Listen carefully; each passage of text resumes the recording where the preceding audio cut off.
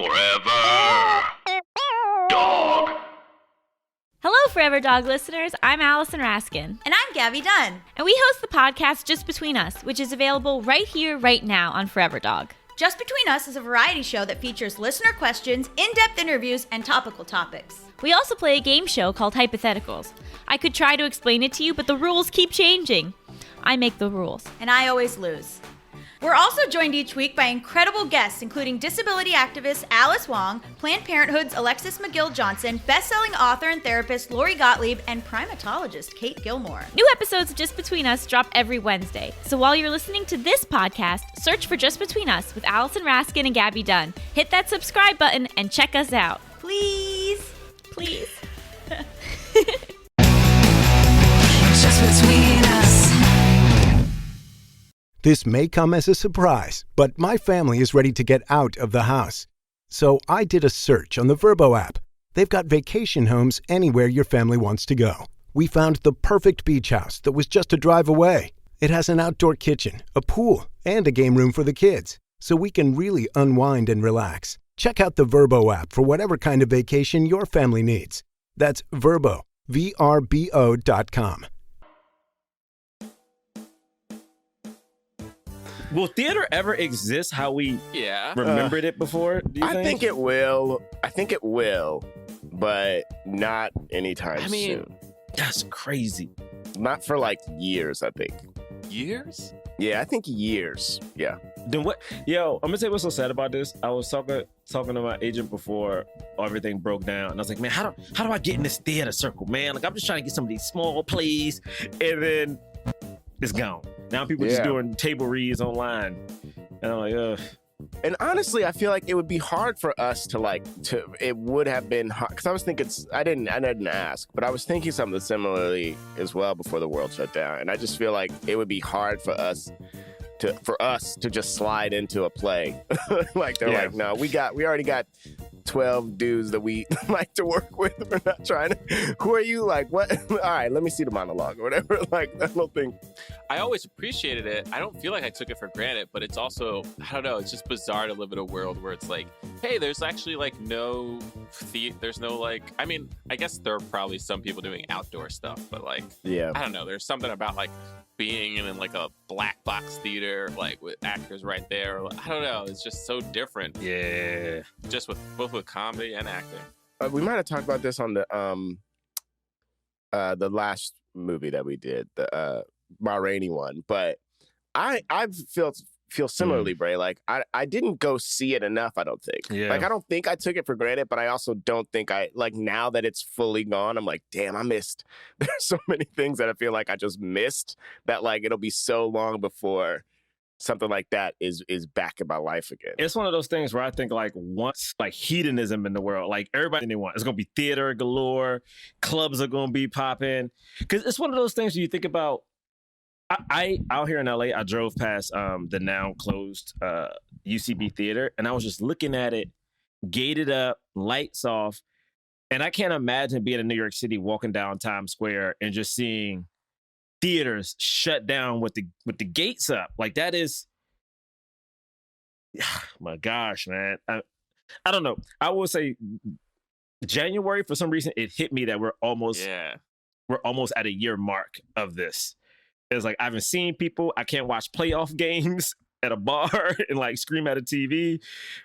I can't go to a movie theater and we can't see theater. It's like this is. I'm like, yo. There are people out here risking it. I feel like they're like I've been so scared. They're like illegal parties and like little. I just feel like my cousin told me he spent this one night in Miami. Oh. Don't you? Oh, like you didn't know what you were doing. What was that? Ray just said, "Oh," after. Oh, I'm sorry. I was just thinking about this. No, because I was like, was talking that to my cousin. Like your discovery? He told me about this one night in Miami. Oh, did you just? I just. Well, it's just. I don't know. For some reason, that sounds so familiar. Do this. I don't want to do this. It's the title of the movie, and you know it is. Oh, yes, so All right. I'm out of here. Stop I don't saying, even have a cousin. Yo, in you're a Miami. jackass. Let's start the show. Jonathan Braylock, James III, Jerah Milligan. What more can I say? You know what it is. Black men can jump. In Hollywood. Black actors, man. Black actors. All right.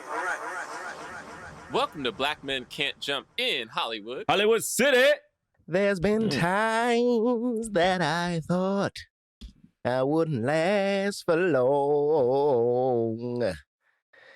But now I think I'm able to carry on. It's been a long time coming. A long time coming, but I know. Is that your best Sam Change Cooke gonna come. impression? James, I don't know why your Sam Cooke yes, it sounds. What's the best way to put it? He don't sound like a soulful black man. Not like Sam Cooke? Because it's early and I didn't get the chance to warm up. Okay. Oh, Okay. And I That's would have what at it was. least tried to sing it full out. but it's early. I wasn't trying to hurt nobody. The today. most detailed audition I've ever had in my life is like 3-4 years ago. It was for like Drunk History, and it was an audition of Sam Cooke. And like James made me do this detailed ass audition where I like syncing audio and shit like that. I was like, yo, also remember in Green Book when the black dude didn't know who Sam Cooke was, the voice of the generation? It's disgusting. It's disgusting. I can't believe you just reminded me of one of the worst lines in that movie. I can't believe they wanted us to believe that this popular black musician didn't know. Classical, yeah. Green Book sucks. Okay. It's like, brother, let me teach you about black things. I will my say though, God. that's part of this part of the movie. Leslie, everybody did a great job. But when they cut away and we like saw what everybody else was doing, like while the song was happening, At the end of the movie. it Yeah. dropped out of my mind that it was Leslie Odom Jr. singing. It sounded so Yes, much right? like Sam Cooke that I fully forgot. And then they cut back to him, and I was like, "Oh shit, it's been him this whole time." So good. I like fully forgot. It was so good. It was such a great. He really got it down. I'm about to listen to that song. This is a right perfect now. role for him. Absolutely. Oh yeah. So before we start talking about this movie, this very delightful, kind of fun, charismatic voice you're listening to right now is Jonathan Braylock. I told you I'm not going after that no more. I'm not. That's doing it. right. Okay, I'll go. Hold on. I'm not doing it. And this delightfully cheerful and like just very polite and fun sounding voice is James III. Why can't y'all just be regular? How This come is we regular. can't just start with y'all just being normal people? This is how we sound. All in right. life. So, and that regular angry voice you hear right now is Jerah. I started off the podcast jovial, but y'all never do the thing we're supposed to do right. Or whatever, man. Where's my drink? What time is it? What time is it? We are a film review podcast. We review films of leading black actors. We talk about them in the context of race and diversity in Hollywood. Yeah. Okay. And today we are reviewing One Night in Miami, directed by Regina King. Woo, I mean, come on, Regina King. Queen. Come on, 227. Come From on. 227 to One Night in Miami. Come on, Riley. Come on, Riley. Shit. Riley. Shit. Sorry, go ahead. Yeah, it stars Leslie Odom Jr., Aldis, Hodge, Eli Goree, and then Kingsley Ben-Adir, I believe is how you pronounce his last name. I mean, just anointed, just extremely talented dudes. They were all so good. They all were great. The guy playing Muhammad Ali, I know people keep talking about Kingsley, but like that dude, He was great. I had never seen him before, and I was like, this guy is phenomenal. You know, I was like, he's great. Well, I think both of them had such a tough task because, Denzel Washington in Malcolm X did such a great job, and Will Smith in Ali did such a great job. So it's like they're not only having to compete against the real historical figures of these two, icons, but also like the most famous Black actor Yeah. of our generation, and they have to like compete with their performances of those characters too. And and it's true, they both did such a fantastic job. It's pretty crazy. This movie is a fictional account of a night when Muhammad Ali, Malcolm X, Sam Cooke, and Jim Brown put together after Ali's first world championship win over Sonny Liston. It's based on a stage play written by I guess Kemp Powers. Kemp right? Powers, Yeah, baby. Kemp out he here. wrote the play and the screenplay. Man, his last 3 years are It's crazy. insane. His last 3 I was years just talking to Kat crazy. about specifically his last 3 years and how insane. Yo, my man, god damn. It was like he went from like just like Black intellectuals knowing who he was to it's like, oh no, this nigga's making shit now. Like, anyway, power to you. Yeah, it's Kemp. Oh damn, that sounds weird.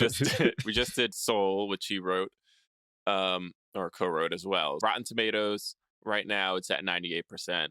Absolutely. It has an 84% audience score, which makes sense. It's a play. It's, so this is again another movie that's based off of a play, so it's that kind of style is You're gonna have mass a audiences. 30-minute scene minimum. There's gonna be at least one 30-minute scene. Very few locations, a lot of talking. But very much an actor's movie. All right, shall we do initial thoughts? Yeah. Okay, I'll damn. start. Listen, this movie was fantastic. I loved it. The acting was so good. The directing was so good. I didn't know the play before, and so I found that was frustrating to me because I like to like when something feels so strongly like a play. You get this extra element of enjoying like seeing how they adapted it and having that understanding of it, but like to not know the play was just frustrating. I was just mad at myself for not knowing what it was. Apparently the reading in New York was in 2012 or something, and so it's like we were around. I didn't see it. I'm upset at myself. At the beginning, it felt very much like a play to me, but then once the conflict between the four guys jumped off, like I started to, even though we were just sitting in the hotel room for so much of it, I started to like to forget that and like and get really invested into it. And I would have these moments of like, oh wow, I've forgotten that I was watching. It didn't feel like I was watching a play. It felt like I was watching a movie. I thought all of the acting was really good. I thought all of the characterization, like the I guess impersonations of the people that they played were all really strong from the ones that I could discern. This was so good. It made me wish I could act, but like not like wish I could be acting in a play. It made me wish I could do what they were doing. Like I was like, I can't do this. I'll never be able to do what they are doing right now. Like this, I don't see this in my, Oh my God, Jay. future. I don't see. It's like I think it's time to hang up the hat. Let's leave the acting to these four men. God. I thought you were going to be encouraged by them. Like, I know that's Kat yelled at me. She was like, I feel encouraged after stuff like this. I was like, nope. I think I really feel like this is the end of the line. And then I just want to say one more time that Regina really did This is the end. Regina did a really great job. She did a fantastic job directing this. I thought there were so many fun moments. And the pacing was so good. I just thought she did a great job. Yeah, this movie, I really did like this movie. I will say, like, as much as I talk so much about loving play movies, when we did Ma Rainey, there was a point in this where, like, I think it was like the midway point, like about an hour or something, and I was like, all right, how much more? Oh wow. Oh no. It's just like, it's a lot. It's a lot to sit. You're saying it at the point I was invested. Wait, what was the point you were invested? It was like right when the conflict really jumped off. So I think it was around halfway through, because it was like after they come down from the roof, or maybe it even starts to happen. That's when the roof, like it was right pretty much towards the end of the roof that I was like, I had paused it at some point, and then I saw how much time was left, and I was like, oh man. Hilarious. Just because it's like, because this movie's almost 2 hours long. The play itself was 90 minutes. I feel like this movie is longer than the play, which for me is like, that's not necessary. But that said, like it was like the acting was so incredible. I love the different conversations that they're having, you know, the tension, like, I mean, obviously, particularly between Malcolm X and Sam Cooke, like the combos that those two had and the fights and stuff. Like, it was very interesting. Yeah, there's a lot to talk about. I thought the directing was great. You know, it is one of these movies where it's like, I think the best directing gets out of the way a little bit and like just allows for the actors to like do their thing and kind of like take up the screen, I guess. Because there's not a lot of like action happening or anything.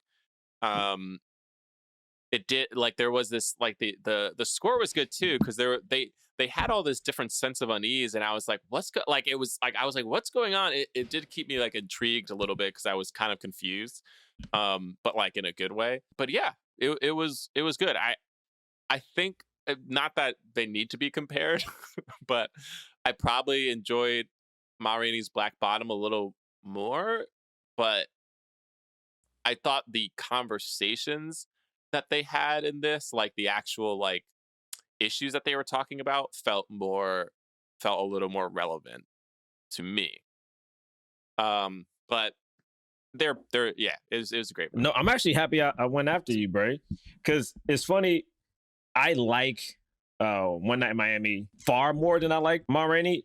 And it's only because I remember doing Ma Rainey, I even said, it's like, I have a hard time with theater movies because it feels like they're just talking and it doesn't feel cinematic. Whereas like this, they were talking, but the look felt different than Ma Rainey. Like the intensity felt different. But yeah, it was a lot of talking, but I think also because we were talking about like black shit, I really was down for it. But it's funny because I was going to say, like, I hope as we talk about this movie, I can figure out why I liked it more. Because again, it was still a theater talky movie, but I liked it. I thought the directing was great. I also think this is a very smart directorial debut because it's not a lot of movement. It's not a lot of action. It's like kind of keeping it lo-fi, honest, not a lot of location changes. So the budget probably wasn't crazy. I think I do have a problem with Kingsley. And it's twofold for me because growing up, I went to this school and like Black history was, I think I've talked about it on the podcast, but Black history was like super important to my middle school, elementary school. Like once you got to 2nd, 3rd, 4th grade, all of the students every Friday for Black History Month, the kids had to embody a civil rights leader. It could be someone famous, someone not really known. And for like 3 years in a row, I did Malcolm X. So I have a weird obsession with Malcolm X. I do love Denzel's performance, but I also think Denzel was a little bit too strong. My problem with Kingsley is twofold. I think he is a fantastic actor, yes. I think his portrayal of Malcolm X isn't accurate to the findings I've had and read. I've read his books and, you know, I've seen some of his interviews. And even when he talks about his fear, his Malcolm seemed almost a little too passive and soft to an extent. And I'm like, I'm not sure Malcolm was that. I think the real Malcolm X is somewhere in the middle of like Kingsley and Denzel's performance. Also, I think for a man who left the Nation of Islam and started the Organization of Afro-American Unity, I do think there is something to having an Afro-American portray the founder of the Organization of Afro-American Unity. And I know Black is Black, but I do think something is starting to happen where like Martin Luther King was not portrayed by African-American, like, you know, I mean, even Fred Hampton, like, will not be portrayed by African-American. And my mind is like, if we get to a world where, you know, we finally see Medgar Evers or Stokely Carmichael on film and those guys are not portrayed by African-Americans either, it's hard because I do understand racism in the UK and other places, but here in America, like, you know, we just are starting to outlaw lynchings. You know what I mean? Like our families, like I can say my family in particular, were people who marched. Like these are people who, like my family, like knew Marion Barry, like they were at the March on Washington. Like, I've been to the Million Man March. Like, there is something to, like, the hatred American has for the African American, and to sometimes not have African American actors portray an experience that a lot of our relatives, our generation, a lot of our lives are defined by seems hurtful. And sometimes they always say that thing of like, oh, we couldn't find an African American to play this part. It just feels like sometimes, like, it's also talking about that thing of like the performance itself also is enriched by that history being a part of that actor's life, you know, like the history's directly affecting that actor. And like, who knows if like you can say like, yeah, black is black, but then like if the one thing that Kingsley needed was that history being a part of him, how much more would that have amped up his performance? You know, yeah. I And think again, that's I'm really not trying to diss him, because again, I've seen some of his stuff and I'm like, he is a really good actor. It's just something about like, when I hear people say we couldn't find a black person, an African American to do this, it sometimes makes me feel like when people say, oh, we couldn't find a black person to get this job. And I always think, did you look hard enough? Like, there are black people qualified, but did you look? Like, anytime I see somebody in these big positions, like, did you look for a woman to be in this position? Did you try? And maybe she did. Like, I get it. Like, it's just. Did anyone actually say those words for Regina this role? said that he was the best actor for the job. And again, that is right. That's different than we can't find. You're 100% right. It's just something that, to me, it's just the consistency of seeing some of these parts go to people who don't have the African American experience. And again, it's not dissing them. It's just hard because I know what Malcolm represented. All in all, it was a good movie. I just think I'm starting to have a problem with the British thing a little bit. I mean, you're definitely not starting. You've had a problem. Well, I think I've been trying my best to like understand it, because you know you'll hear Daniel Coelho, and then you know John Boyega will talk about it. So I do understand that black people all over experience racism. It's just something about I don't know. I'm just having a tough time because it's like it feels like it's becoming so consistent, and it's like, again, I cannot imagine a British person playing Stokely Carmichael. I don't think Stokely, if he was alive, would be like okay with it. You know what I mean? But like it could happen if we ever talk about Stokely Carmichael. You know what I mean? So, yeah, we'll probably talk about this more when we get into the episode. But I just wanted to ask you, Jerah, about the thing you said about Kingsley's performance being a little bit more passive than Denzel's. I was thinking about that too while watching this, but I wondered how much of that was it was the writing, like was the script, you know, than like the actual actor's portrayal. And I don't know the line really, but I do think that the script leaned more into like this is the fear he has. He thinks he knows he's gonna die soon. You know, kind of that kind of thing. I feel like this script, like the play is and then Kingsley was trying to do this as well, was like trying to kind of like do this like pinpointing of like the turn or whatever of like, this is Malcolm X like realizing like, maybe I shouldn't be as militant as I have been, or there's like a different way. And he's like, you have both like him like being super militant and then also kind of being a little more passive and realizing like, oh, there's a better way. Like the deeper he got into like his faith, his like Islamic faith, I think the more he realized like he saw the problems with the Nation of Islam, with the leadership.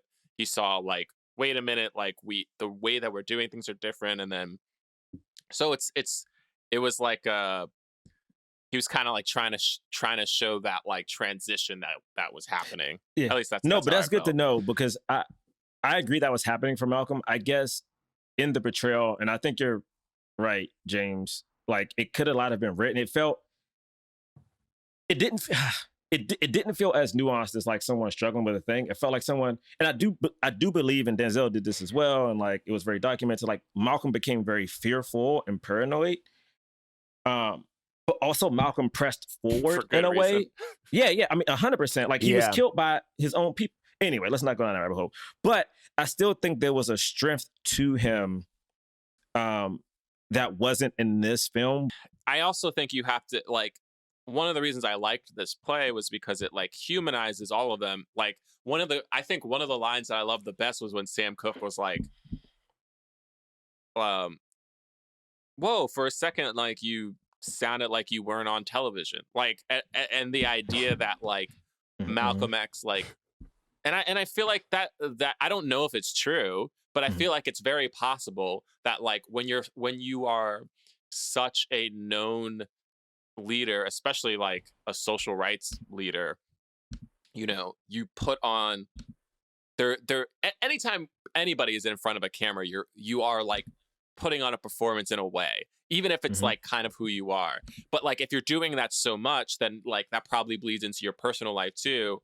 And I love the idea that like there was like something a little bit behind like all of this stuff, and him being, and like Sam Cooke just being like, just be more than just this person who has to be an icon for civil rights.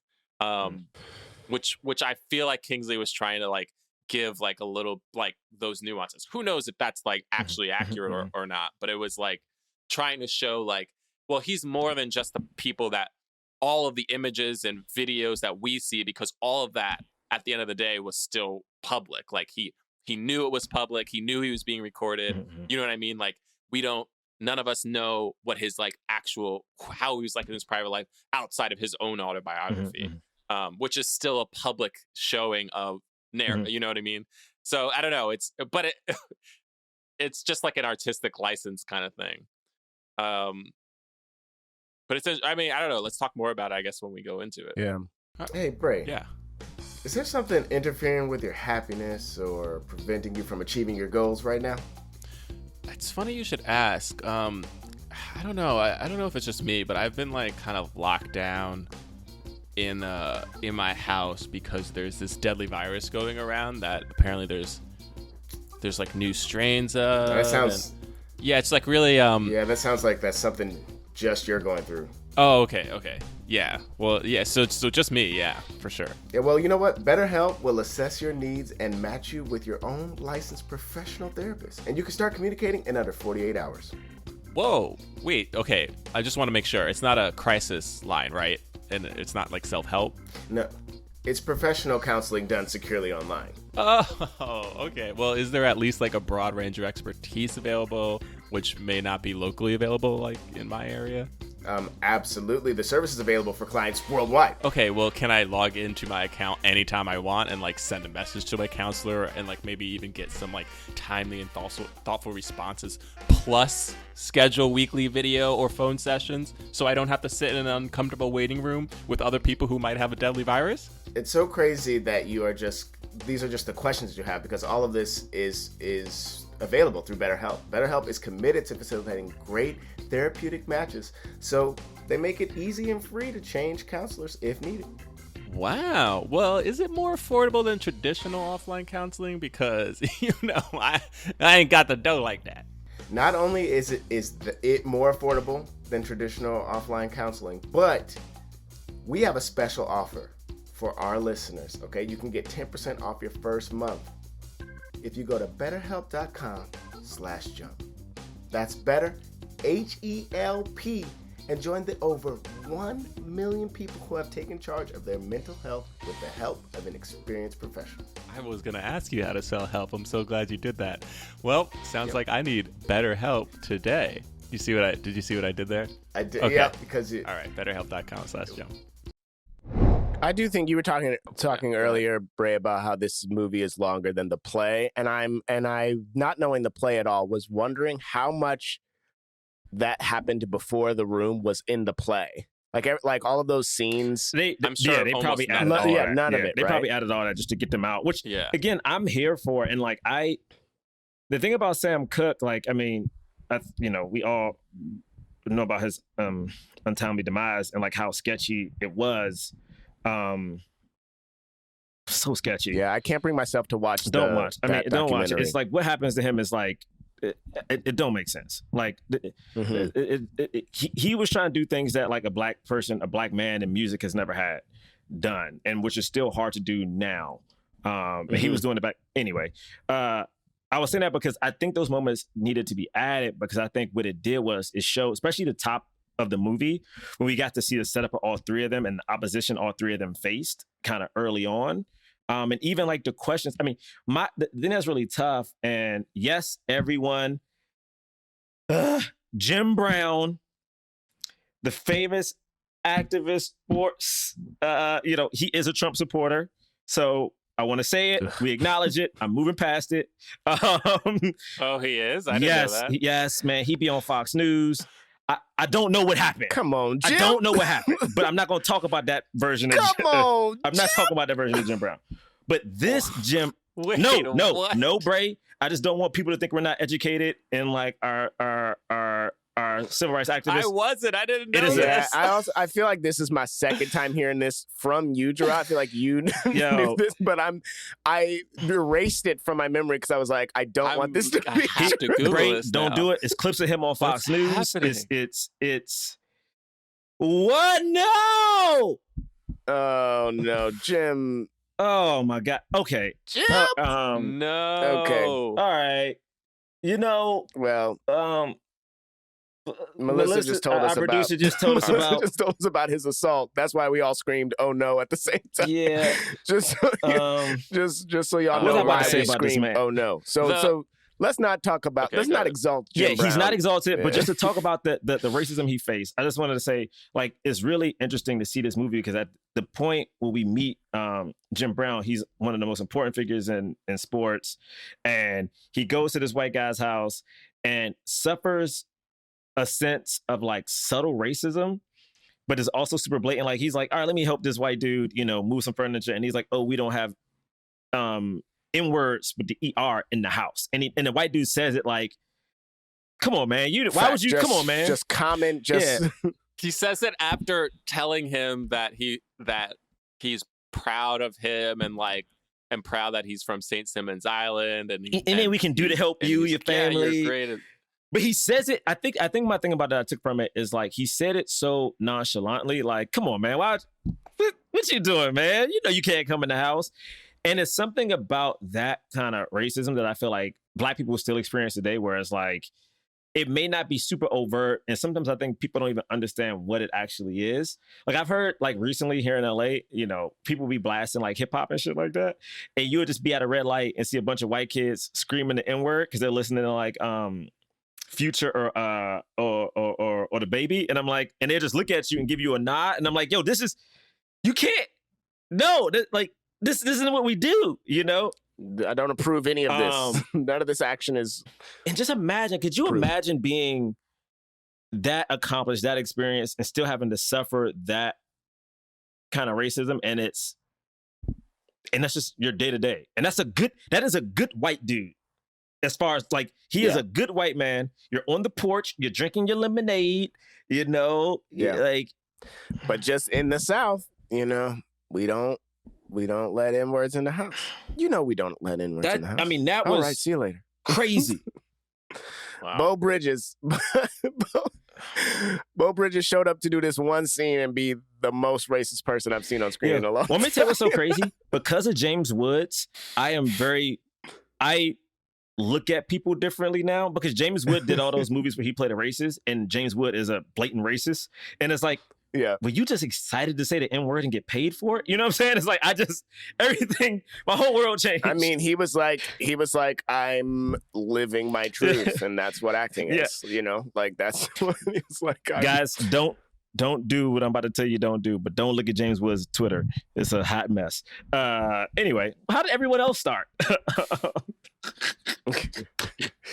This also felt very much like a play in terms of the writing, but I don't know if that's just if I put it on there. But the whole fight sequence, we get Ali and he loses the fight the day before, right? Like, well, he doesn't lose.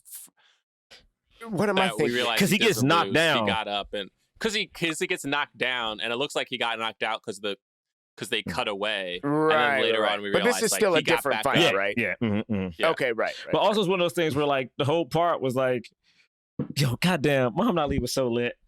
He was too cocky. But like he was cocky and he was still winning. And it was like, yeah, he got knocked down, but he got knocked down because he wouldn't knock the dude out.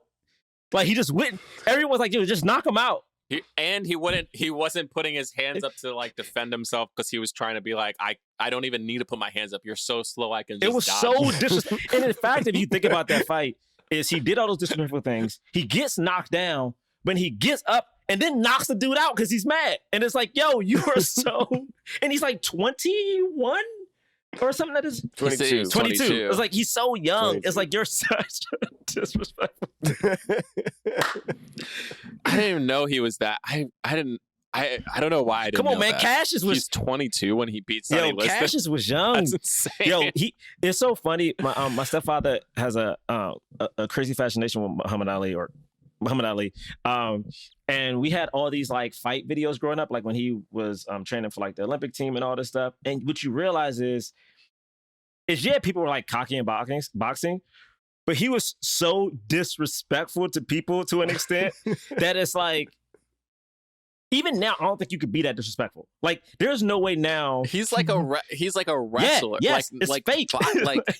like the people who talk like that are like pro wrestlers and like maybe UFC people from time to time, but like like it's to be that disrespectful as a boxer is wild. To be that disrespectful and then a person has the opportunity to literally knock you out and potentially kill you.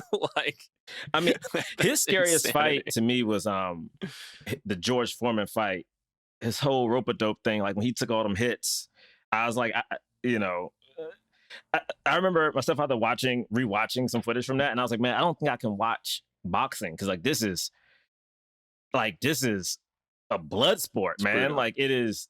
I mean, he was just getting beat, man. Anyway, but then also I think the really crazy thing is Sam Cooke at the Copa, because what I didn't realize until this movie is that I did watch the doc Who Killed Sam Cooke, and it didn't talk about when he became super big in the civil rights. Like he always had a career speaking for Black rights, but musically, I didn't realize he only kind of changed up his music his last year. And it's so fascinating. It's like when this takes place, a year later, 2 of the men are dead.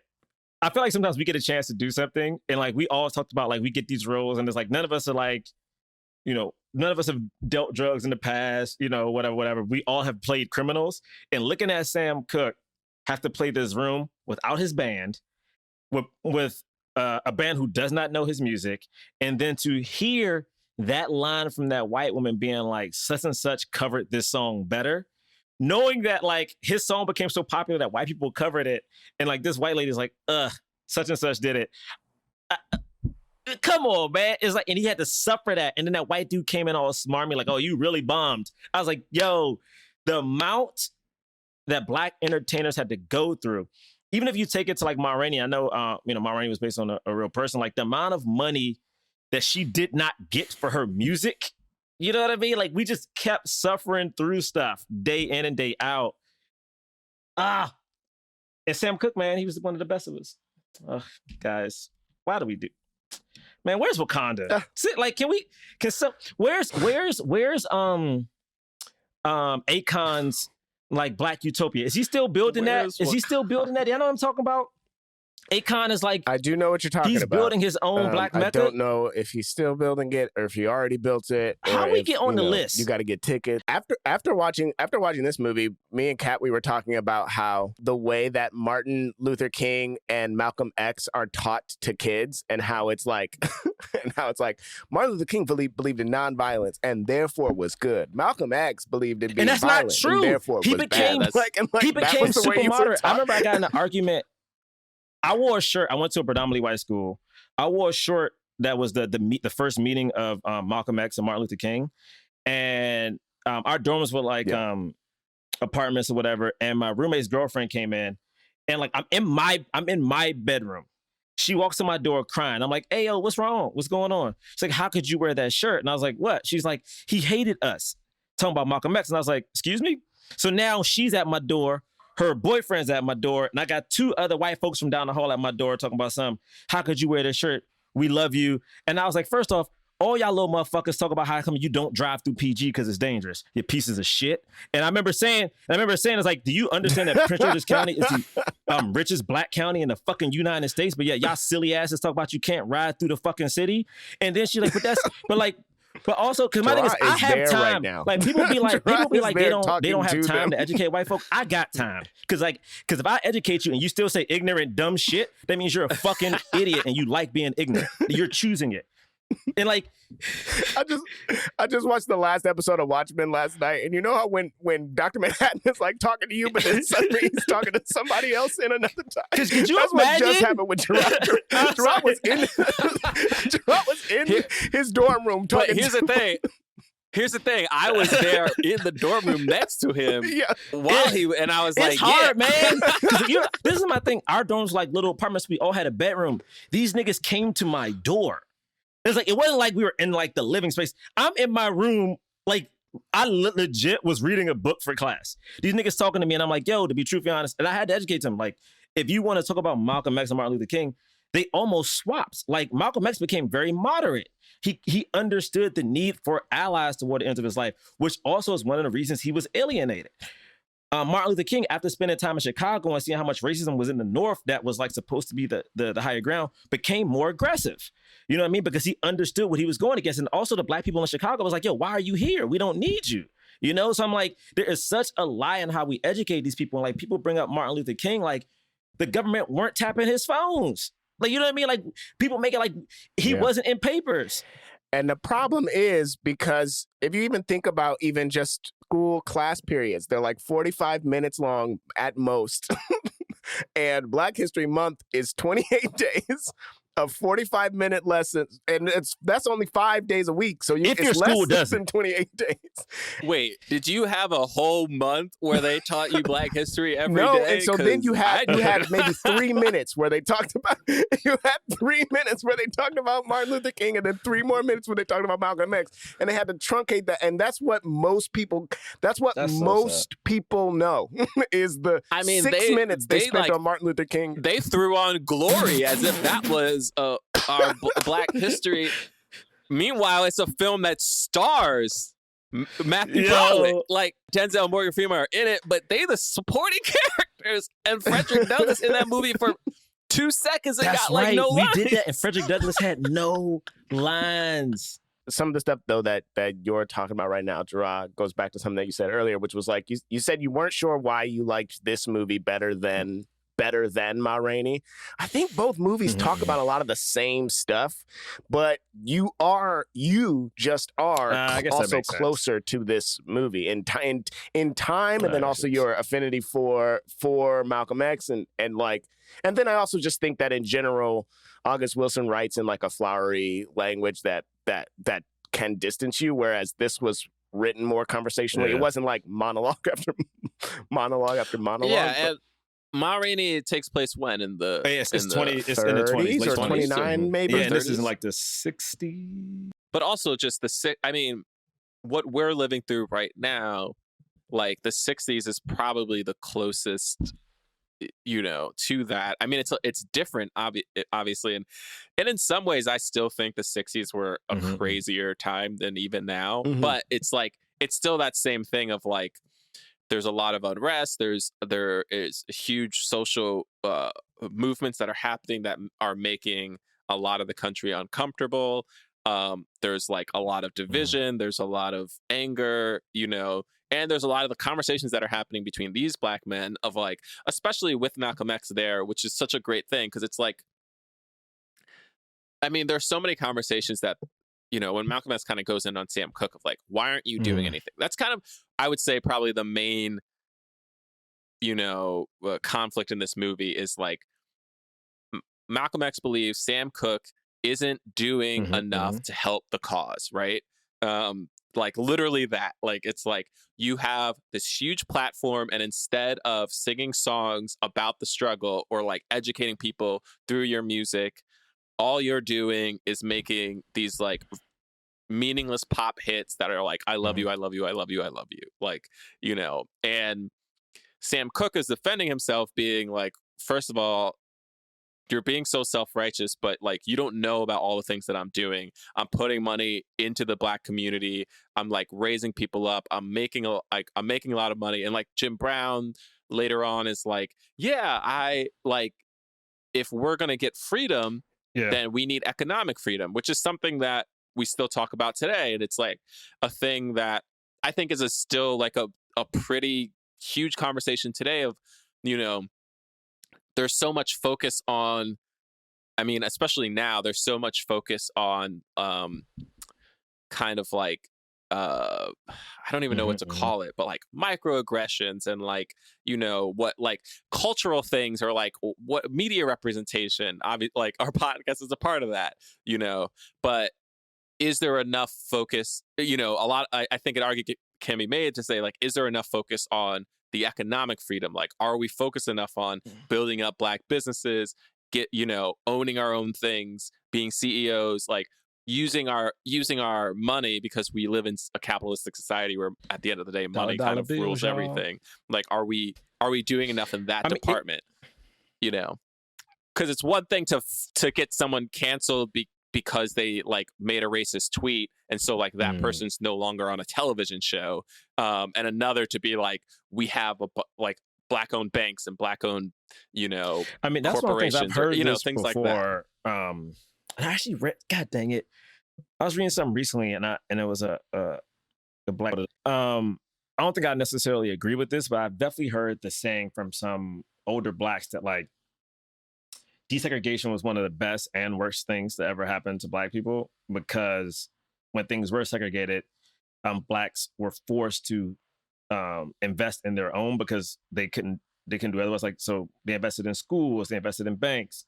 This is how we got towns like Rosewood, Black Wall Street. And I don't necessarily agree with that statement, but I do understand the idea of investing and taking care instead of, you know, quote unquote, chasing what white people had. Like, I know, you know, my family was one of the families in DC that like once we got a little bit of money, we left and, you know, went to like maybe not the good suburbs, but like the suburbs that Black people could afford, you know? And in doing so, I think a lot of Black people exited DC.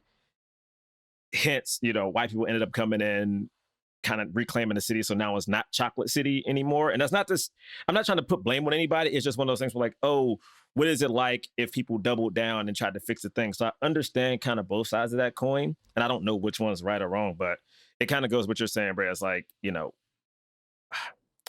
how do you do enough? Like, it feels like there's so much pressure on like what to do. I think like even as Black creatives, we always have these talks of like, you know, is this offensive? Is this joke okay? Like, you know, because I feel like there is this responsibility to, you know, uphold Black people in an appropriate way. Yeah. It truly made me think about, to me, like the equivalent today is like somebody coming after someone because like they're not tweeting enough or posting enough on Facebook.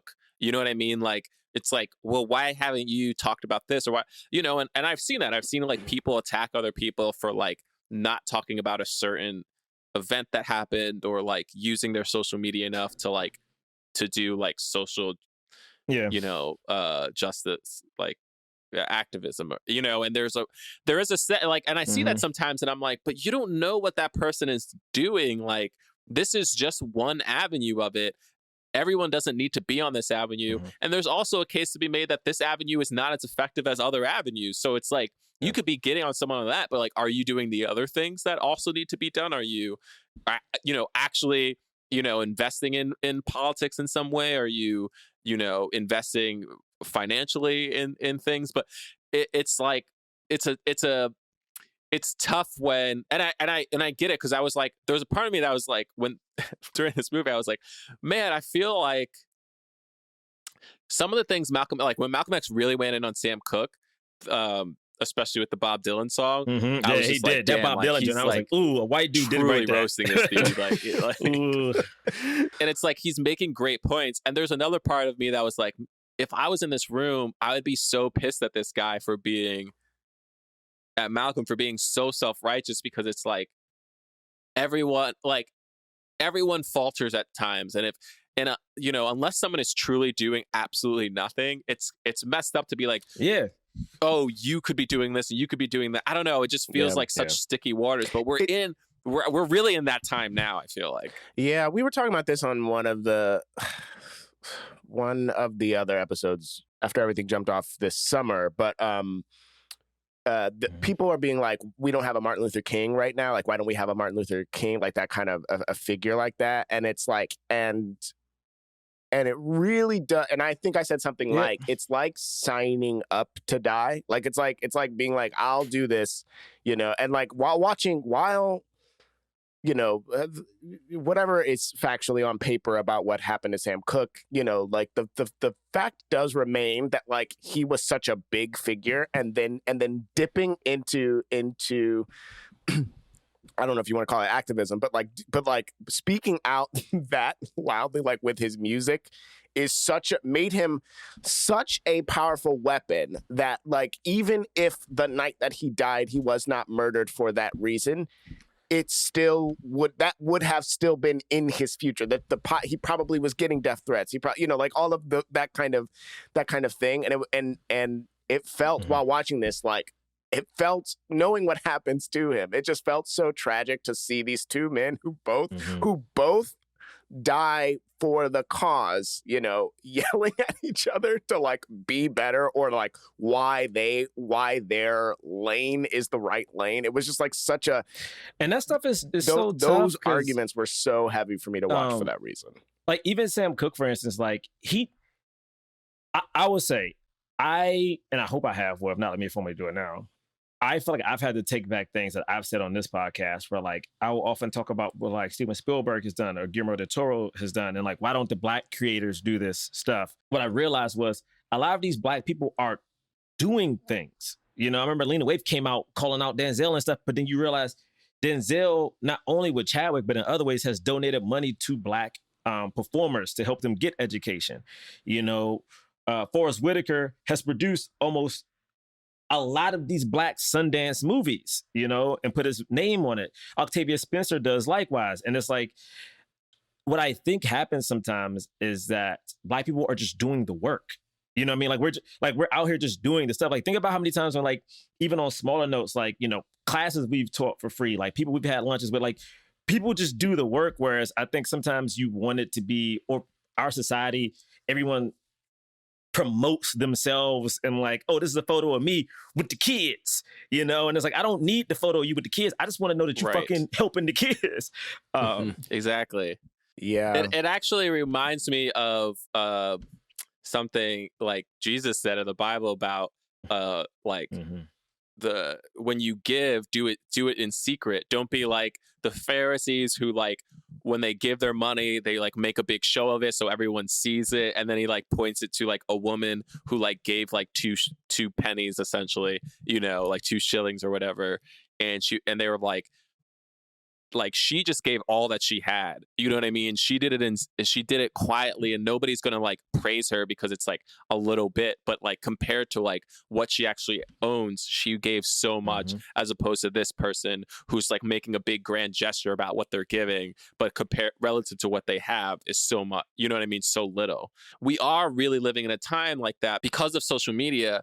Everything is so public. It's like, and I mean, we talk about it a lot. Like, I mean, it's funny because the right talks about it too, like performative activism, but it's real. It is a real thing. Like there's so much like performative, like, oh, look at me, like, like, and I'm not even, I'm truly not trying to come after anybody, like, because I think we all do it to some extent, but I do want to talk about like, for instance, like the black square on Instagram or whatever, you know what I mean? Like the thing of like, oh, I'm gonna do this, like I like, or even before that, there were the filters on Facebook of like, and it was this, it's just this crazy thing of like, someone just came up with something like, oh, I have a rainbow filter, and now then it became a thing of, oh my well, gosh, if you don't put this on, then you don't care about this cause. You know what I mean? And it's like this. It literally feels like those emails that you get from the chain yes. emails or like chain texts. Yes. That are like, if you love me, like send this to 5 other people. And it's like, what is this? Yo. Why are we trapping ourselves in this fake? Why is this the representation of my love for you? Forwarding this email? Yeah, Bray, you ain't saying nothing this but a doesn't word. make any. I will say come though, on. this did hit me harder in this movie, and I think probably because of what's going on outside and me wondering if I can do more. But like of hearing how passionately the Malcolm X as represented by this movie is saying to Sam Cooke that we need you, but also sort of saying to everybody that like if every Black person outwardly spoke out against it and never did it, like obviously there were things that Malcolm X wasn't even seeing of like, you're letting the white man walk over you by doing this. It's like, no, I'm actually making money by doing XYZ, right? But by if everyone is screaming loudly about the cause, then Black people are better. If we all are like out and yelling and refusing to take whatever the shit is, why is that always on us? You know what I'm saying? Like, why? Right. Why is it we have? Because we're affected, right? I know, it's only on us because it is our. It literally is our problem. I mean, there are problems that white people have that they don't see, right? Of like, or I'm not going to say this eloquently, but that there are systemic issues that maybe white people don't see, that like unless Black people scream loudly about them, then it will not get done. They're not gonna wake up one day and go, you know what, I don't pay attention to my ethnic assistant or whatever it is. Like that's not gonna dawn on them. Isn't that crazy? We have to continue to prove to people that like we deserve just not even better than them. Just like, hey, if we have a job, we just want an equal shot. Just, like, I just want you to treat me like you would treat your own brother. Like that is the plight of African Americans. It's like, hey man, no one's trying to get revenge for the shit that happened, and how much y'all been fucking with us. We just trying to make sure like, hey, bygones, we just trying to be good from this day going forward. How do we make sure that y'all understand that, like, we just want to try to break down some of the systemic racism to give us an equal playing field? That's it. I just want to that. It is so. And when I watch movies like this and see these arguments, and even think about like Muhammad Ali, who's so young in here, and he is struggling with trying to figure out what to do because he is in a position where he's about to hit that career-wise, like he's about to hit that platform, and it's like, yo. Becoming a member of Islam is going to make it a little bit rougher. If he just stays Cassius Clay, who he associates with is going to like, it will affect endorsements. It will affect like how the white people at large see him. So even when he finds out that Malcolm is about to leave to start the Afro-American, I don't think he even says what the organization is yet, but when he's about to leave to start his own personal organization, Muhammad Ali becomes infuriated. It's like, yo, because he's risking his career. Because I'm like, I fucks with you and everything you're talking about. I'm about to give up alcohol, bruh. I'm about to do all this wild shit, and I am 22. You know what I'm saying? And I'm rocking with you, and you telling me you about to leave? Like, there was so much at play for these Black men, yo. It was so much.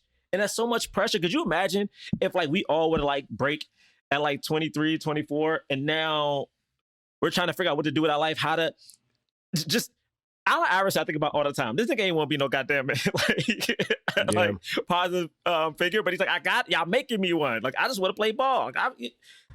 I loved the scene when this is not about politics, but I loved the scene when I think it's moments later though, or it's before the roof actually, when Jim Brown is like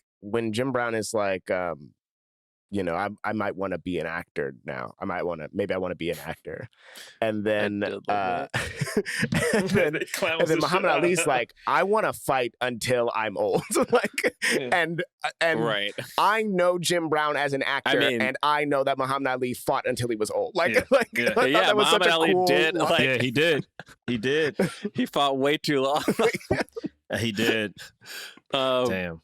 And Jim Brown became tried to become an actor. I guess he did. No, I literally know him. Like I feel like Mars Attacks was I know that wasn't my introduction to him, but I keep thinking about Mars Attacks and how I recognize him as an act. Like when I saw him in that, it was like, oh yeah, Jim Brown, that guy's in this. What was the movie with him? I remember a movie was The OGs. It was like him, Pam Grier, and they all and they just came back and was like beating up like a bunch of young people and shit. It was like Original Gangsters, came out in 1996, and it was just like the actors from like the 70s came back to like clean up.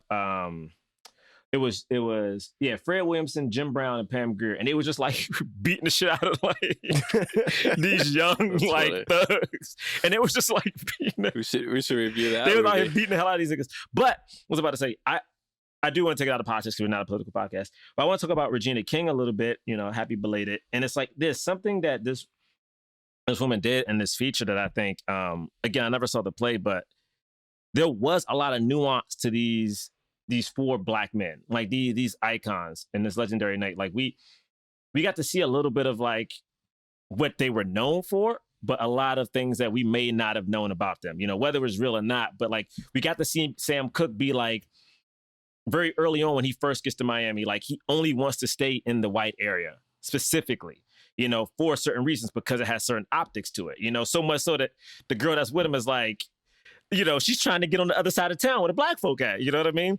So we get to see him go from this, trying to get into the white world to break down certain things and even hear his philosophy on trying to own masters, start a record label and doing these kind of things, which a lot of people didn't know about. Having him be a little bit like, yo, when we about to go party, dog, you just won. You know what I'm saying? Like, let's go downstairs at least, and then have him have this active conversation with Malcolm X about, his political views. Like, we get to see. That moment was so real when they like go in and then Sam Cooke is like, wait, are we just gonna be in here all night? Because I've definitely had that moment where somebody's like, this is a party, and then I like realize like it's just gonna be like just like a few people in like a boring room with like no snacks, like no drinks, like, oh no. Make you second guess everything. Like, oh no, is this about to be our whole night? Like, please no. Please don't let this be our entire night right now. Yo, that's so real. And I love he comes out, he's like, nah, man, don't worry. I prepared. I got ice cream. Only vanilla. Only vanilla. Two boxes of vanilla. Only vanilla. Ice cream and vanilla. And like vanilla. The irony. Yo, who like ice cream is not a party dessert. Yeah. You don't. Only vanilla. And then looking at these black men eat that ice cream. You need. I know the Muhammad Ali's like, yo, like y'all getting in this. Yo, that actor playing Muhammad Ali, my God, yo. Sorry, I need to remember his name. He is so good to me, yo. He was so lively. He was great. And you know what it is? It's his Muhammad Ali was genuinely jovial. I think like Will made Muhammad very cocky, which he was. But it was something about like this portrayal, which was like Muhammad was excited. Because you don't realize like how he was younger too. Good point. Like he felt, and I think like that to your point, it's like he felt younger. Like Will played Muhammad Ali when he was in his 30s, I think, and so by that, like, not that he couldn't be younger. It was just like it felt so much more mature, and like this Cassius Clay was very like, I don't know. He just you feel that young energy. Like it feels like someone that's 22 and on top of the world. Just excited, so much energy. He was just like so hype, and it was so cool to see the interactions between them and how, Sam Cooke kind of looked after him. Whereas like Jim Brown, even though he wasn't the oldest, I think Malcolm was the oldest, but Jim Brown had this reserve and calm to him. You know what I mean? Like. He was the elder statesman who like almost everybody confided in and was the guy who kind of calmed everything down. And again, it was so cool to see that because Jim still was a little loose. Like, he wasn't as crazy as everybody else, but Jim still wanted to go out. You know what I'm saying? Jim was still trying to be with the shits. And then, and I will say the one thing they did do about Malcolm that I did like is I liked seeing him try to be normal. Because I do think you're right, Bray. Like you said earlier, I think, you know, Malcolm probably did get to a point of always being ready for on TV, always getting ready to like talk about the culture. So to see him try to be a normal dude and like be proud of Cassius when he could, and like the only thing he had to offer was ice cream because he can't drink. You know, it's like it's cute, but then also seeing moments when he goes outside and he sees with his actual eyes these two white dudes staring at him, and it's like, yo, yeah, you were being stalked by the FBI, bro. Like that is a real thing that happened to you. You know, and I think Regina King did a really good job showing that, and I think that's probably why those extra scenes were added and why the movie's a little bit longer, because I think to get out of just the scenes of them together, you needed to either have them solo or break them apart to kind of see truly who they were and their dynamics. Like Sam and Muhammad Ali going to the liquor store and seeing like Sam have as much money as he had and like just giving it to the little young dudes. There's respect for these two men that like they're just happy to see these niggas. That's so cool. Can I quickly just say that this dude, I looked up his name is Christian Mag. Yes, Magby. I just Googled him. Jamal, like that's so crazy. The dude. He was great. He was great. He was so funny. Like, loved him. He was like, I guess regrets. I guess you could say I do. And then they're like, oh, and he's like, yes. I regret I didn't do it sooner. Then when he tried to get the autographs, and he just left Jim Brown. He's like, hey, let me get that. It came to Sam. Yeah, he takes Jim Brown is writing his autograph. Like, yo. He's like, oh yeah, Sam Cooke. But even before he spoke, when Sam Cooke was trying to go into Sam, he was like, oh, that dude. He got so excited by and like let him in the door. I thought this dude was great. Also, said like a killer line. What? It was messed up, but it was funny. When he was like, yeah, I realized I wish I could have joined it sooner, you know, could have took care of those dudes. And he's like, man, you didn't need religion for that. You could have just joined the gang. And he was like, yes, that was such a mean line. I was like, ooh. I was like, oh, snap. Religion is just a much larger I think that gang. goes so much to say about the script, though. I feel like it was so well written. It was so like nuanced and like, yeah, you had that crazy line of like, what's the difference? Because I think about that shit all the time. It's like, you know, also it's kind of crazy. So there's one scene like right after the roof scene when like, you know, Malcolm and Sam kind of get into their big argument, and was it Kareem? Lance Reddick shows up and he's like, you know, Malcolm's bodyguard, and he's like ready to be with the shits. Like, yo, y'all better leave Malcolm alone. And Sam Cooke doesn't back down. But then, you know, Malcolm stops everything, and they all have to like walk. They show them like all walking back down the hallway to the hotel room, and it's the funniest shot to me because it is a true friendship. Like, I remember sometimes like me and Braylock could get in an argument, but yeah, we still got to do shit together. So like you ain't got time to like just spill what is happening. It's like you just side by side walking with this nigga, and to see Malcolm and like Sam, for some reason they were next to each other. And I'm like, yo, y'all blowing the shit. And I was like, you see Sam Cooke, who I didn't realize Leslie Odom was that short, but like you see him and he's just like stumbling to the side, and in the background, the actor playing Muhammad Ali is smirking. And you realize, oh, this nigga is laughing that these two old dudes were about to fight. You know what I'm saying? It's just like, it's just funny to him. You know what I mean? It's just those little moments that just felt like true friendship, where like two of the homies got in an argument. It probably was over something dumb that doesn't matter for real. And now they're going to be awkward for like 5 minutes, but like we going to be good. It felt like that. And there was like just a quick transition, but I just think like that are the things that I think being a part of the culture matters. And I think, you know, Regina being an actor first, she gave these actors moments to like live in it. Like the moments outside the lines, like there were these shots and it stayed for a second. Like that moment of the hallway was just a transition, but we got to see Muhammad Ali smirk. And it's like, yo, it's funny to this little nigga. You know, it's like those things are like so cool and also add to the character. That dude was great. I also loved all the moments that the script and also the way they were directed found of like we're gonna be outside and hear them screaming inside, like, but the scene's still going on, but like now this is how the guys in the hall are listening to it. This is how someone in the bathroom hears it. Like I thought that was really cool. And these niggas in Miami. I said, and they in Miami. Could you imagine not being able to go party when your boy just became Yo, in Miami? Like, in Miami? I'm telling you, I felt Sam Cooke so hard in that moment. I was like, no, we not doing this. We're not about to stay. Do you know where I was gonna go tonight? Do you know where this can't possibly be just staying in this room with some vanilla ice cream. Yo, and Sam got the rental car, a pocket full of money. Like Sam is with the shits. James, what were you saying? My bad. Before I cut you off. Lance Reddick was great in this too. Like I feel like here's what I love about Lance Reddick. He pops up in everything. He'll just be like, look, they're like, can you do this? And he's like, cool, I'm available for 3 hours on Tuesday. Like, I can run over. I can do this scene real quick. And everything was done with so much gravitas. Like when we first see him, I feel like it's like a pan up to his face. And a big stoic black dude. This look of disdain looking at Sam.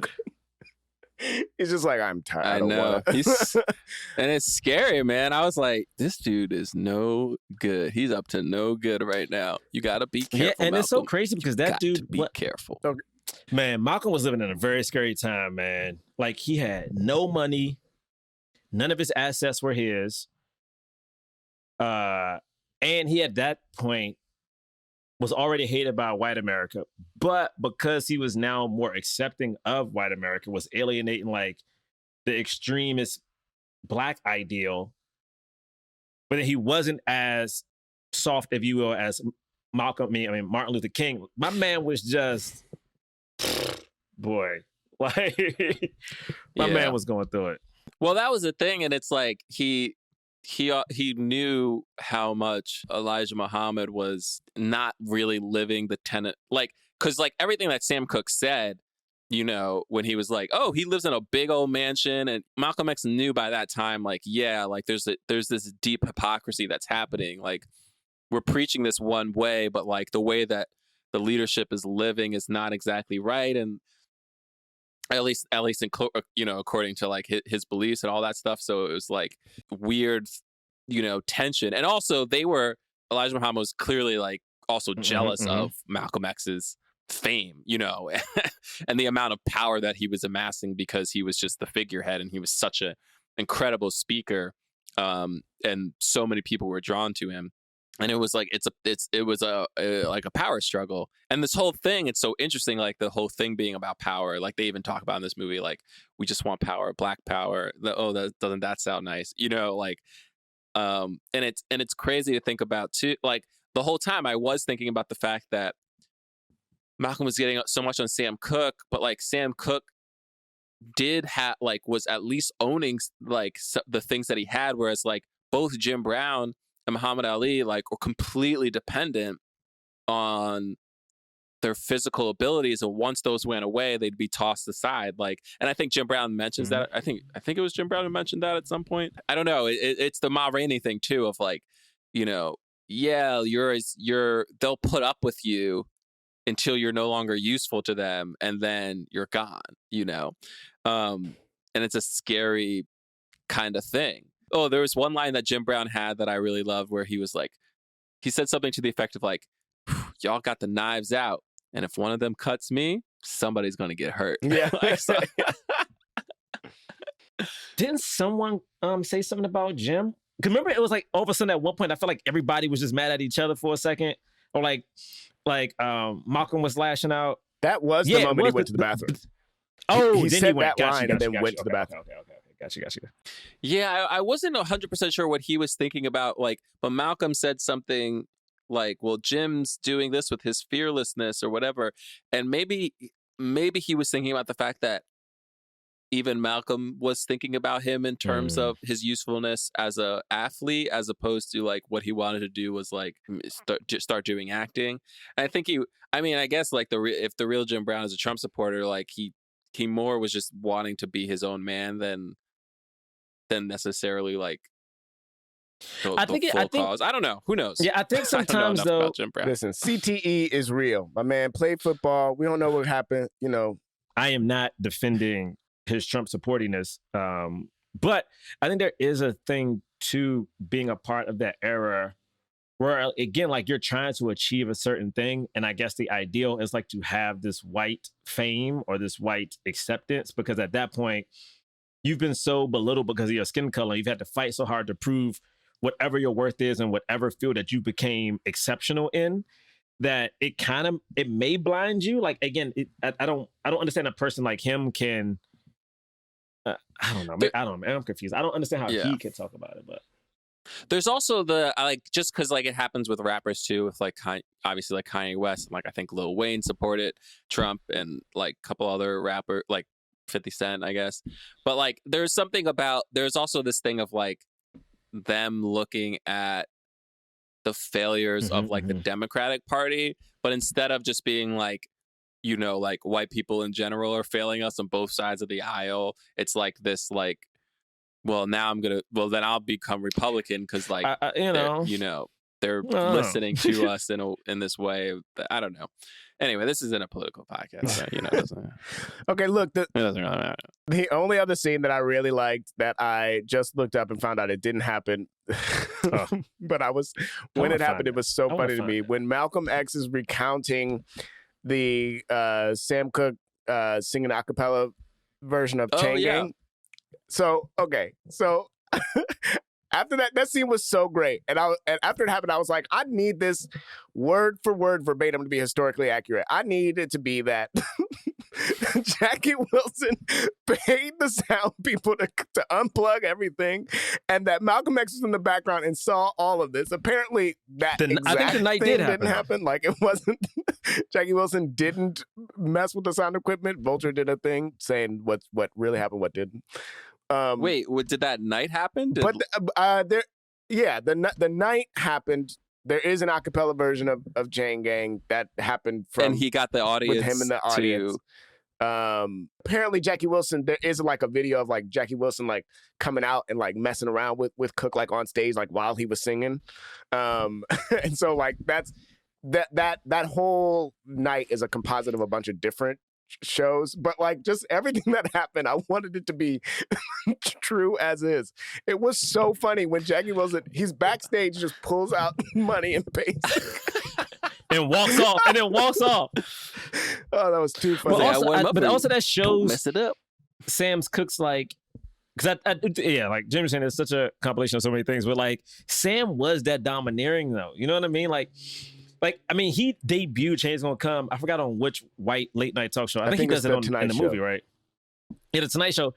And it's a song that like people don't expect from him. And that song became, at that point, the voice of the civil rights movement. You know what I mean? Which still is kind of like there. I mean, I think right now, maybe like Kendrick's song and stuff like that. But what's crazy to me was they were like, oh yeah, like Jackie Wilson's up there like shucking and jiving. And I literally was like, oh, but I think it's good. Like, I like his performance.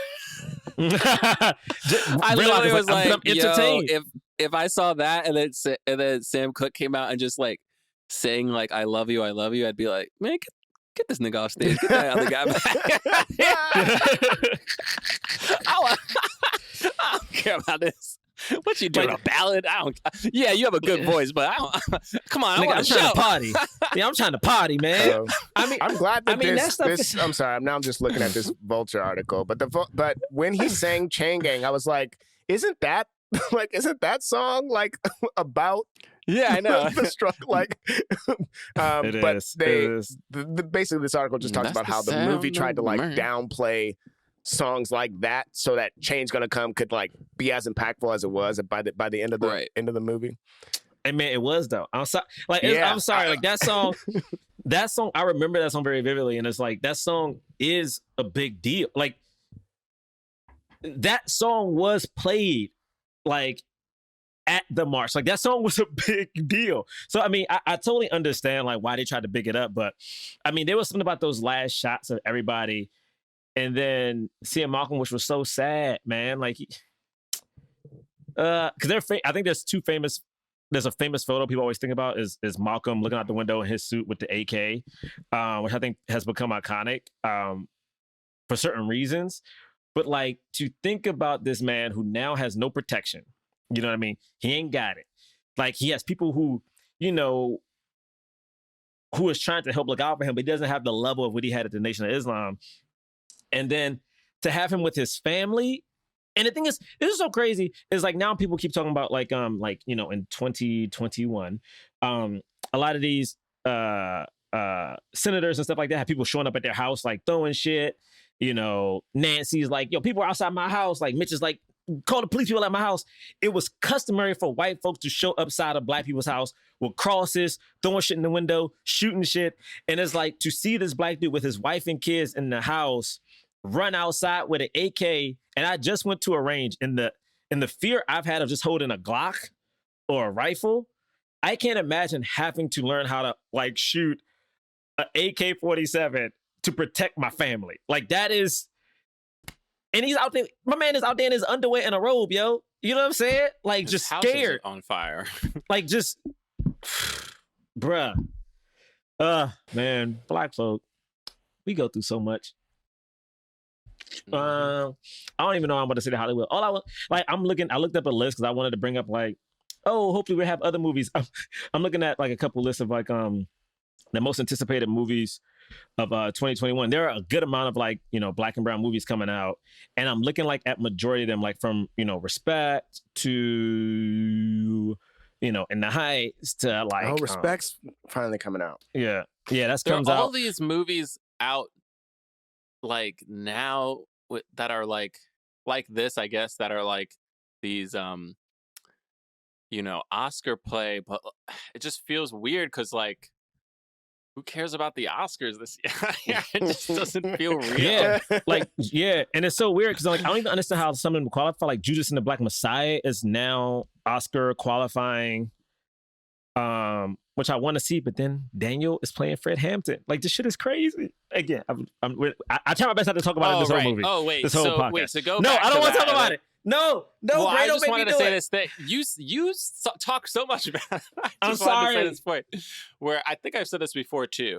But to me, what it like, there is this perception that is a self-fulfilling prophecy and like a vicious circle of British actors being better actors than American actors. And I think we've said this before, where I do think that the same thing happens with white people, where so many, if it's like a prestigious drama or whatever, they get British people. There's always at least one British actor in the movie, and they're always getting British actors to do these roles because they're like, oh, well, American actors, you know, we just know them so much. The American actors are more forced to be personality actors, which then eliminates them from contention when they want to do other roles, because they're like, well, then everyone's just going to see you as like this person in that. You know, it's just like, oh, well, that's just Denzel in that, or that's just Will in that. And like, if you're that famous, you do get to do it at some point, just because you get to like pick your own movies. But for lesser known actors, like, you know, like obviously Kingsley is a working actor, but the thing is, he's not famous, right? Like, you know, same with even this Canadian actor, like Eli Goree, like they're not famous, but like Leslie Odom Jr.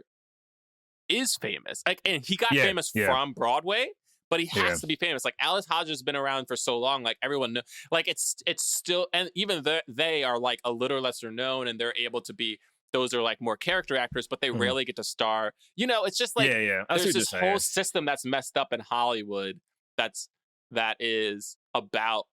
looks at British actors as like higher caliber, and also I do think that their training allows for it because they're trained to do that, whereas American actors, even after you go into conservatory, then you have to go into film acting, and they train you to be like, just stop acting. Yeah, don't do anything. The amount of times that people say to not act or to just be yourself or just be naturalistic, like the amount of times Americans are trained to do that, it's messed up. And it leads to this. It leads to this system where like we have so many British actors playing famous, you know, like David Oyelowo. And the thing is, these are all good. They're good actors. It's not like they're not good. Like, they're obviously great actors. And I do, like, in the same way that I wish, like, here, I know why the reason it's a problem. It's the same reason, like, people, you know, now are like, you know, you shouldn't have somebody who's not a part of the LGBTQ community play someone like a character that is, right? Like, it used to not be that way, but now people are saying that. And there is this whole thing of like, well, actors are actors. They should be able to portray whoever. And I think in an ideal world that is true, but we don't live in an ideal world. We live in a world in which people who are gay are not a cast and role, or usually not cast and roles that are straight, unless they're, you know, in the closet, you know.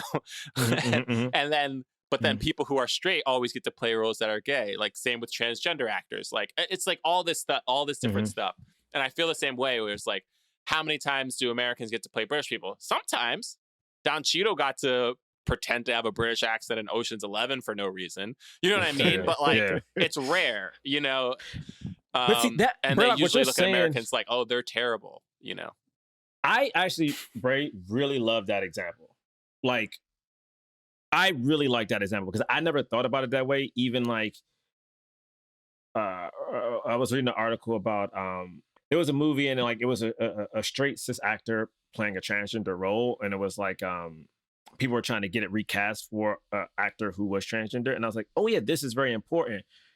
And until I heard you say it, it's just fascinating to me that it's like, because it's so important in that realm, because like, you know, if you're going to have a movie about somebody in the LGBT plus community playing a character in that area, it's something so weird that no one ever considers it. Maybe they do, but it feels like that people don't consider it the same when it's African-American story, and having someone not who's African-American play the part is almost feel like there's always a reason why it's okay, you know? And it's like, what? Wait, why is it okay to have someone play this part? Like, it, again, I'm not saying the plight is the same. It's just interesting to me that like the conversation is never, I feel like I've never heard that until Bray just made that example. You know what I mean? Like, I feel like I've never heard someone kind of put that in a way that like, I guess I understood. Because I feel like every time I bring it up, people always tell me like, but they're black. It's the same black experience. And I'm like, but I don't think it is. And even when I hear people say that, I feel like you're belittling my experience by saying that. I think you're belittling like my grandparents when you say that, because I'm like, I know what the fuck they did here. You know what I mean? I know the marches they had to do here. I got footage in archival, you know what I'm saying, from ABC. They play every goddamn February of people getting hosed down. You know what I'm saying? I was telling my girlfriend and her brother yesterday, like I was looking at footage of the Million Man March, and my stepfather is in the footage, you know, because he's in a wheelchair. And like, because of that, we got pushed we got pushed close to the front because like a little black kid and a guy in a wheelchair. And I'm like, I remember these things. And I think that stuff is important. But when I feel like you have people who don't know why that shit is really important to live through it, it's disrespectful. Hold up, but Jerah, are you in the footage too? I am in the footage. Jerah! But I'm very little. But I'm on his right, and the footage is like, which one is this? You see him. You see, I'm not. You see him, but we see like your shoulder. I have a weird. We see like a little Batman backpack. I was not a cool. Wait, which Million Man March? What year though? Oh, the one in 97, 96, 95. Okay. Yeah, I was like, it was because he took me out of school. The first one. But anyway, yeah, the first one. There was another one. Yeah. Oh, the one last year. Sorry, I didn't go to the one last year. No. This was the first one when I was a kid. Like, even I think the person who handles it the best is Daniel. Like, again, when you watch the interview for Queen and Slim and they ask about the British actors, my man, I understand, I respect. And it's like, he just handles it differently. Like, even when I saw this Kingsley interview, like, again, he wasn't disrespectful, but it was just like, we're black. It shouldn't matter. And I'm like, but it does. It really does matter. Anyway, but Bray, I just want to say, I really like that like, that analogy really worked for me. And I just feel like I'd never heard somebody put it like that. Jerah, send us the link, though, of you in the Million Man March, though. Nah, I ain't doing Jerah, send us the link. All right. My outfits weren't, like, I didn't want to go because I didn't understand it. So I didn't dress appropriately. Yeah, but Jerah, you know what I'm saying? Like, I wore a lot of colors. All right. Nah, anyway. All right. Anyway. Let's end this, baby. This is longer than the movie. It's like, no, this is about the movie life. Longer than the play. All right. James, do you have anything? You wanna No, I add? don't have anything to add because I'm back to not doing shit at the end of the. Didn't you just start doing bits No, again? I don't do bits. I did bits in the last episode, but I don't do bits anymore. So you can just rescind it and then I can put it back whenever you want. Yeah, I'm allowed to do whatever I want. Okay. I don't All right. do bits. I don't do bits. Okay. I don't All right, Bray's do just gonna bits. end I it. don't Bray's just gonna do end it. bits. You There know- was a nope. time Bray's just- that I thought that I'd do a bit. It's time for The Cause. We rate films not based on how much we liked it, but whether or not they help the cause of more leading Black actors in Hollywood. If we feel like it fully helps the cause, we give it a black fist. If we feel like it somewhat helped the cause, we give it a white palm. If we feel like it didn't really help the cause at all, we don't give it anything. On the count of 3, we will raise our ratings for this film. 1 night in Miami. 2 nights in Miami. 3 nights in No. Oh my God! Shut up! Shut up! Yes, Shut up. come on.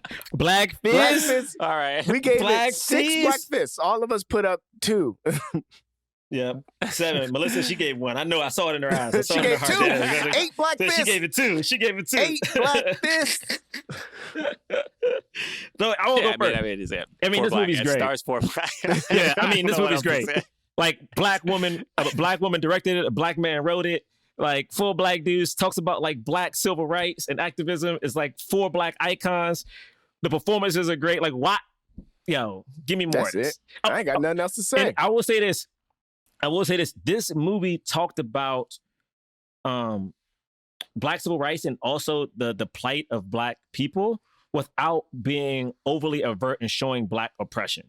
And I think that is very important, I think, to me, because I think we keep getting, like, even looking at the realm, it's like Billie Holiday, America versus Billie Holiday. We have like a bunch of movies coming out, and I don't know what they're going to entail, but I hope people find more creative ways than just showing physical brutality towards black people.